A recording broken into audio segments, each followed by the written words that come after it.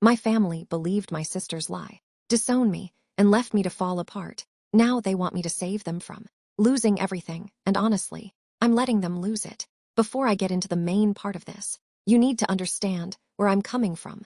I'm a 28-year-old guy. I grew up in what I thought was a stable, normal family in the suburbs of Denver. My parents always seemed like they had everything together, at least on the surface. My dad worked as a financial advisor at a respected firm downtown, making good money for our family. My mom worked part-time as a real estate agent, but she cared way more about appearances, being involved in every community group, making sure everything looked perfect, making sure our family looked good on the outside.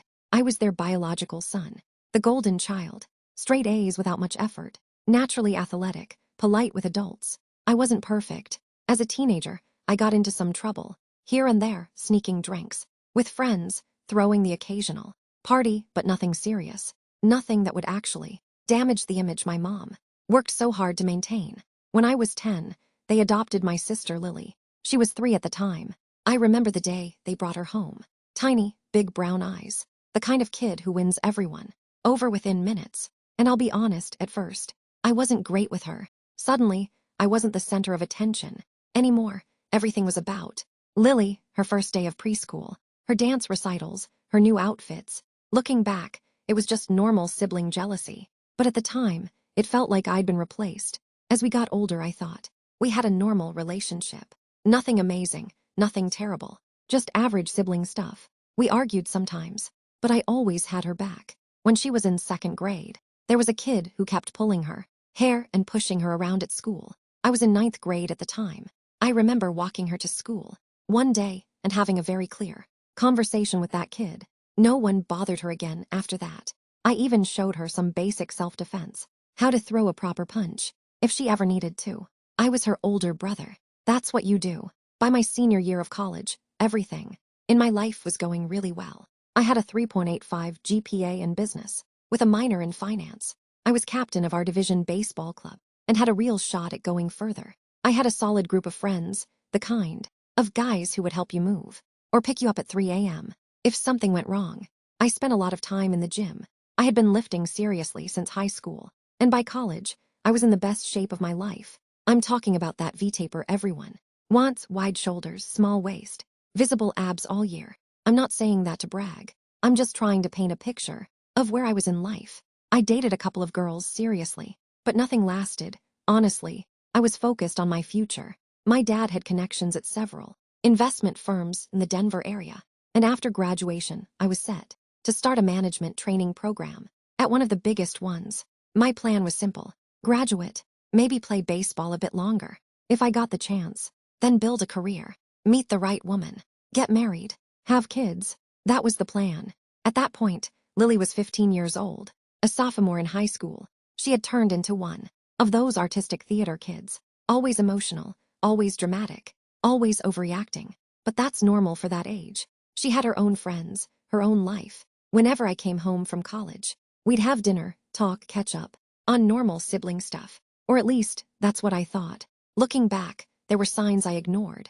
Little comments, small digs, the way she reacted when my parents talked about my achievements, the way she would tell these long, complicated stories about things that didn't quite make sense. But hindsight is always 20/20ths, right? At the time, I didn't think anything of it.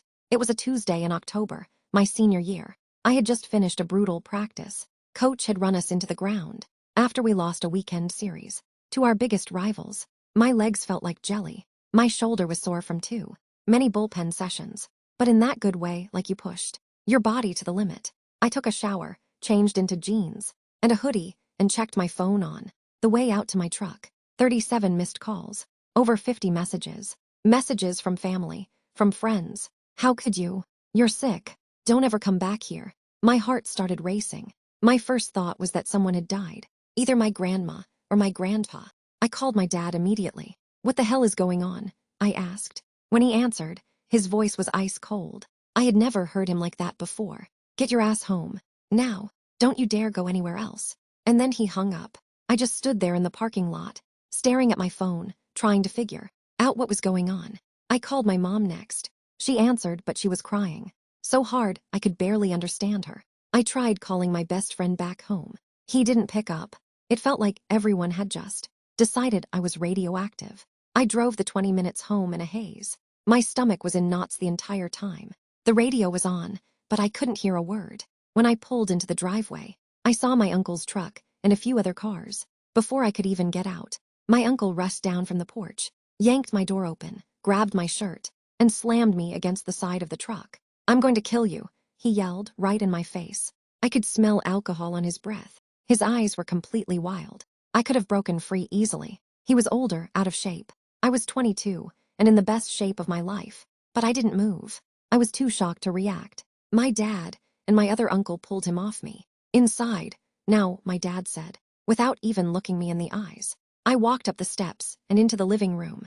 It was packed. My mom was sitting on the couch, eyes red and swollen from crying. Both sets of grandparents were there. Aunts, uncles, even close family friends. And Lily, she was curled up next to my grandmother, crying into her shoulder. The moment I walked in, the entire room went silent. Everyone turned and looked at me. The looks on their faces, it made my blood run cold. "What the hell is going on?" I asked, looking around, trying to understand anything. My mom looked up at me, and I had never seen that expression on her face before. Pure anger, pure disgust. "How could you do that to your own sister?" "What are you talking about?" I said. My dad stepped forward. The calm, controlled man I had always known was gone. He looked like he wanted to tear me apart. "Lily told us everything," he said, "about how you've been going into her room at night." The accusation hit me like a freight train. I couldn't breathe. "What? That's insane. I never touched her." Lily started crying even harder. "You said no one would believe me," she said through tears. "You said it was our secret." "That's not true," I shouted. "I never said that. I never did anything to you." I tried to explain. I tried to defend myself, but it was like talking to a wall. No one was listening. Lily kept adding details, making things up, saying things that never happened, and everyone just believed her, nodding, comforting her, looking at me like I was some kind of monster. It felt unreal, like I had stepped into some alternate reality where everything was backwards. Then my dad snapped. He had never been violent before, but something in him broke. He stepped forward and hit me, hard, right in the jaw. I went down immediately. I tasted blood where my teeth had cut into my cheek. "Get your things and get out," he shouted. "You're not my son anymore." My mom had already packed some of my clothes into trash bags. They were sitting by the door. My dad grabbed my wallet and took out every card that had his name on it. Credit cards, insurance, everything. "Dad, please," I said. "This isn't true. You know me. You know I would never do something like this." He didn't hesitate. He grabbed me by the shirt, dragged me to the door, and threw me outside. I fell down the front steps and landed hard on my shoulder. Something popped. The bags of clothes came flying out after me. Then my baseball gear. "If you ever come near this family again, I'll kill you myself," he said, before slamming the door. I sat there on the lawn, blood on my face, shoulder throbbing, neighbors watching from their windows. And just like that, my entire life was gone. That night, I sat in my truck in an empty parking lot. I couldn't sleep. I kept replaying everything in my head, trying to understand how she could do this, how my parents could believe it without even questioning it. By morning, my jaw was swollen and bruised. My shoulder hurt so bad I could barely move my arm. I called a teammate of mine, Jason, and he let me crash on his couch for a week. His roommates weren't exactly happy about it, but they tolerated me. I tried calling everyone. My parents, my grandparents, aunts, uncles, cousins, people I had known my entire life. No one responded. The only reply I got was a single message from my dad. "Contact us again, and I'll file a restraining order. You are no longer part of this family." Jason kept telling me I needed to go to the police, file a report, do something before things got worse.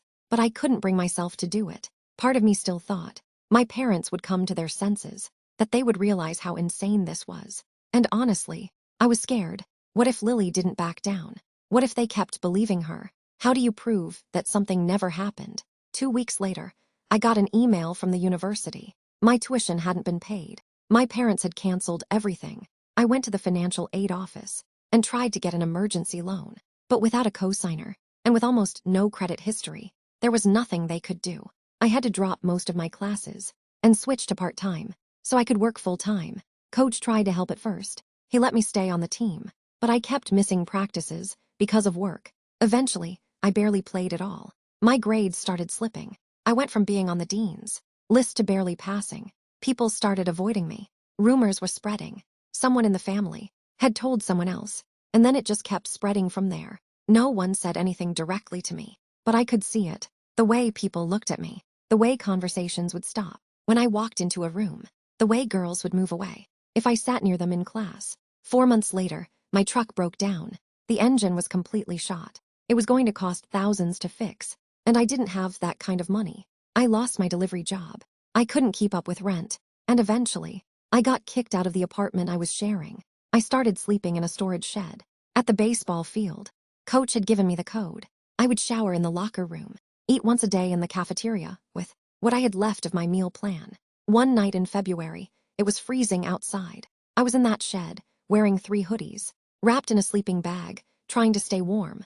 Coach found me there. He didn't get angry. He didn't yell. He just sat down next to me. "Son, what happened to you?" he asked. And I told him everything. The accusation, getting kicked out, losing everything. He didn't accuse me of lying. He didn't say he believed me either. He just nodded, sat there in silence for a minute. Then he said, "You can stay here until the end of the semester. It's not much, but it's something." The next day, he brought me a space heater, an air mattress. He started inviting me over to his house for dinner once a week. His wife would pack leftovers for me to take back. It wasn't much, but it was something.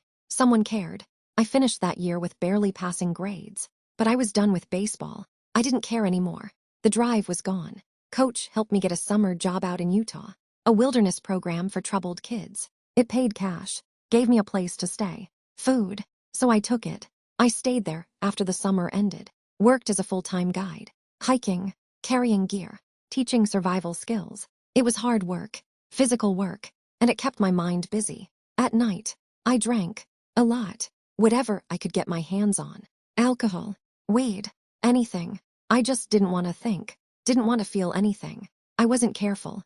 I didn't care. I just wanted to numb everything. After a while, it caught up with me. I started making mistakes, slipping up. One day, after a serious incident I could have prevented, they let me go. Just like that, I was out again. After that, I spent about a year living out of my car, a beat-up old Honda I bought for cheap. I worked whatever jobs I could find. Security, construction, day labor, anything that didn't ask questions about my past. I avoided people, especially women. I avoided families, kids. If a child sat too close to me somewhere, I would get up and leave. I couldn't risk anything happening again. The fear was always there. I had nightmares about prison, about people finding out what I was accused of, about losing everything all over again. One night, I was working security at a college bar. Someone recognized me, started telling his friends. By the end of the night, they were all staring at me, making comments, loud enough for me to hear. "Predator, sick, someone should teach him a lesson." I tried to ignore it, finish my shift. At 2 a.m., I was walking to my car. That's when they jumped me. 3 of them. They said they were going to make sure I could never hurt anyone again.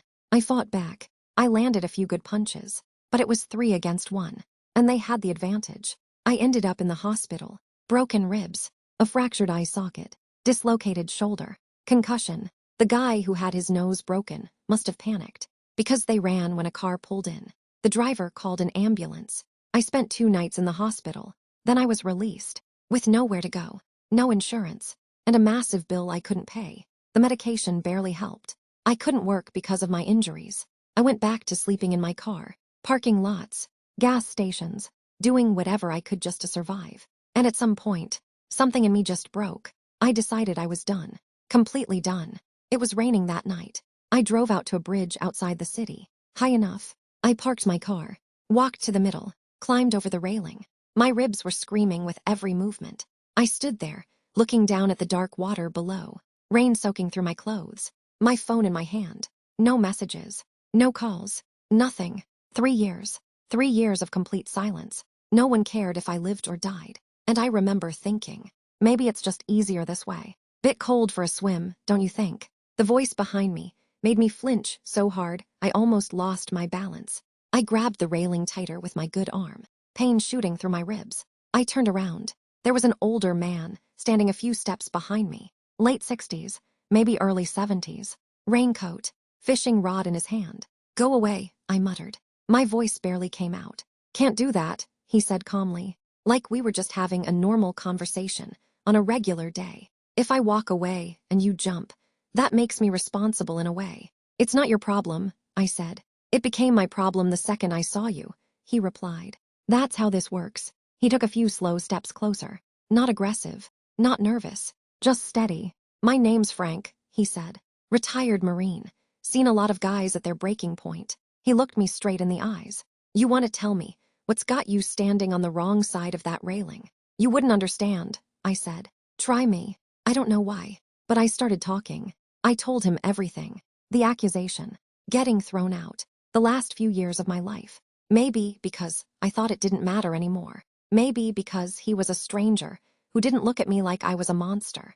Maybe because I just couldn't hold it in anymore. When I finished, he didn't react the way I expected. He didn't accuse me, didn't question me. He just nodded, sat there for a second. Then he said something I will never forget. You've been carrying this alone long enough. Put it down for one night. Come get some food, dry clothes. We'll talk about it tomorrow with a clear head. I looked at him. Why would you help someone like me? I asked. You don't even know if I'm telling the truth. Frank held my gaze. I've been reading people for 50 years, he said. You're either telling the truth, or you're the best damn liar I've ever seen. Either way, dying tonight doesn't solve anything. Food does. Something about the way he said it. The way he stood there. Calm, steady, like none of this scared him. I don't know, but I climbed back over that railing. I don't even remember deciding to do it. I just did. And looking back now, that moment changed everything. Frank's place was small, but everything in it was clean and organized. Everything had a place. Shoes lined up near the door. Books arranged neatly on the shelves, nothing out of order. He handed me some dry clothes and told me they belonged to his son. I didn't ask anything about that. He told me to take a hot shower while he made food. I stood under that water longer than I should have. I don't remember the last time I had felt that warm, that safe. That night, I slept on his couch. And I mean I actually slept. Not passed out, not half awake. Real sleep.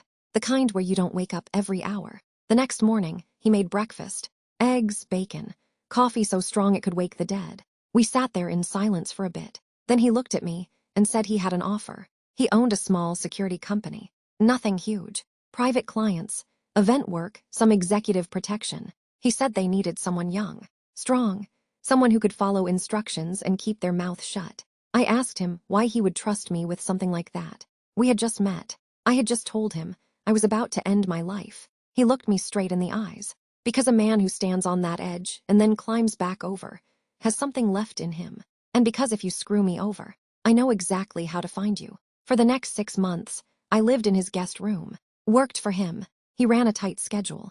Up at 5 a.m. Workouts. Training. Rules. No drinking. No messing around. He made me go to the doctor. Got my injuries checked. Paid for everything. Told me I could pay him back later. He taught me how to carry myself again. How to speak to clients. How to dress. How to act like a professional. Like a normal person. He also made me see a therapist. An older guy. Veteran. Specialized in trauma. I didn't want to go at first. I resisted. But Frank didn't give me a choice. You got your bell rung, he said. Not just physically. You fix that, or you're not working for me. So I went. And slowly, it started to help. It didn't fix everything. But it helped me understand that what happened wasn't my fault. That I didn't deserve it. That I wasn't completely broken. After about 6 months, I had saved enough to move out. Got a small apartment. Nothing special. Just a place that was mine. Clean. Quiet. Safe. I started taking classes again. Community college. Business management. Some certifications related to security work. Trying to build something real. Frank became something close to a father to me, but he never pushed me about my past. Never told me to call my family. Never told me to clear my name. He just said, some battles aren't worth fighting. Focus on building a life they can't take from you. About a year after I started working for him, he gave me an assignment. Security for an art gallery opening. His niece's place.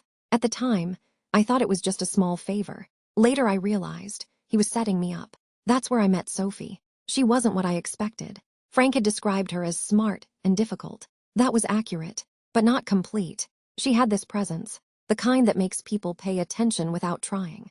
Tall, sharp features, dark hair, green eyes that felt like they were reading you.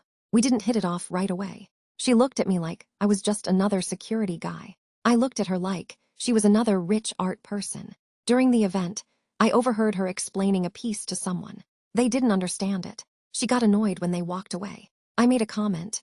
Not everyone gets it. She turned and looked at me. And you do, she asked. Not really, I said. But I'm not pretending to either. She almost smiled.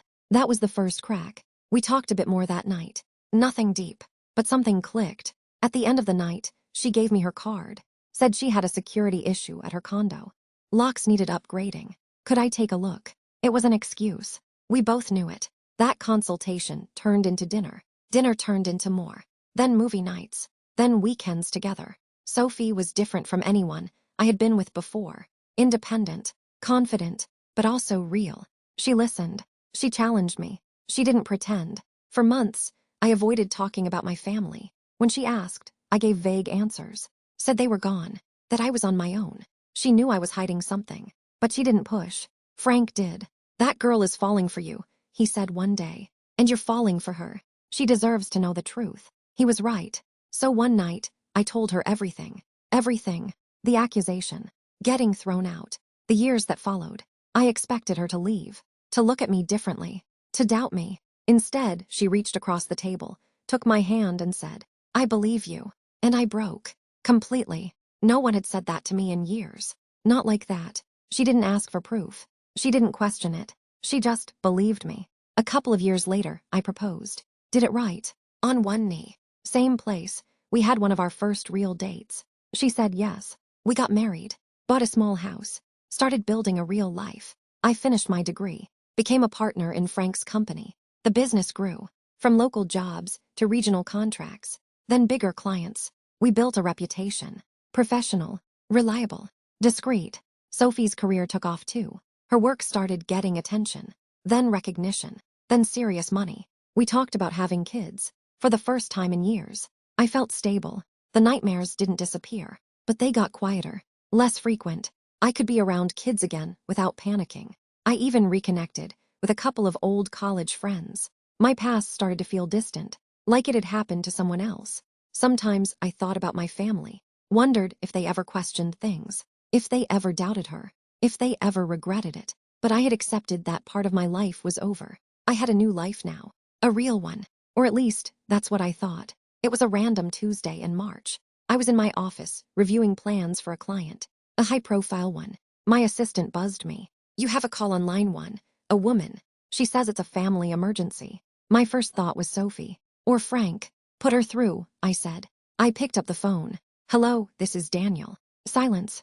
Then a sob. Daniel, it's Mom.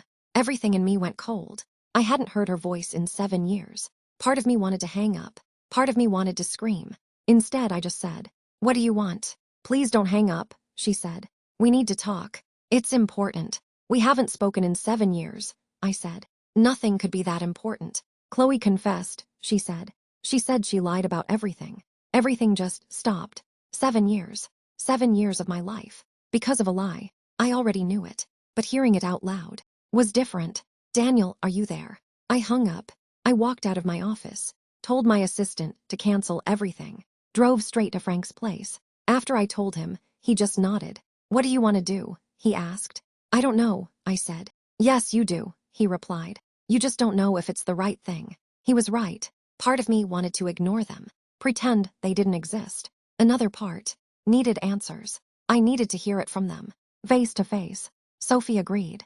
You need closure, she said. But whatever you decide, I'm with you. For 2 weeks, I ignored the calls, the messages, voicemails, even relatives reaching out. Finally, I agreed to meet. Public place. My terms. Sunday, 2 p.m. Just them. One chance. Frank insisted on coming. Sophie came with me. We got there early. Picked a table where I could see everything. Entrances. Exits. Old habits. My stomach was tight. Part of me still expected something to go wrong. Then they walked in. My mom looked older. Tired. My dad had lost weight. A lot of weight. And Chloe looked nothing like I remembered. She couldn't even look at me. My mom rushed toward me, arms open. I stepped back. Sit, I said. No one spoke at first. Finally, my dad cleared his throat. Son, I'm not your son, I said. You made that clear 7 years ago. Now talk. Why am I here? My mom started crying. My dad looked broken. Chloe stared at the table. Then she spoke. I lied, she said. I made it all up. I looked at her. Why? She took a shaky breath. I was jealous, she said. You were perfect. Everyone loved you. I wanted that.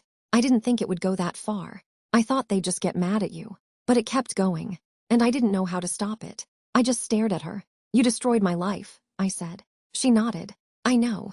I turned to my parents. You believed her, without asking a single question. My dad tried to speak. We thought we were protecting her. You threw me away, I said, without even checking. I told them everything. The truck, the apartment, sleeping in a shed, getting beaten, standing on that bridge. I showed them pictures, hospital bills, proof. My mom was sobbing.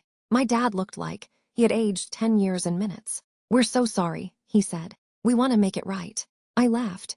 How? Give me back 7 years. Erase everything. They didn't answer. Then my dad said it. We want you to come home. We want to be a family again. That's not happening, I said. I already have a family. Sophie squeezed my hand. Frank stood behind me. Then my mom said it. We need your help. And there it was. The real reason.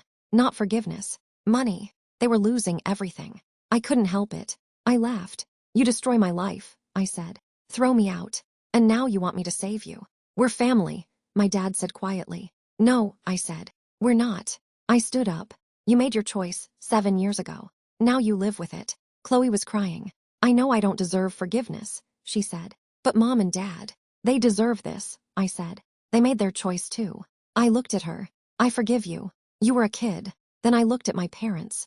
But you were supposed to protect me. And you didn't. I put money on the table, turned around, and walked out. For good. That was 2 years ago. From what I've heard, they lost the condo. My dad works retail now. My mom cleans houses. Chloe moved to another state. Sometimes I think about reaching out. Sophie says that might be part of healing. Frank says it's my choice. For now, I'm focused on my life, my wife, our future. We're expecting our first child.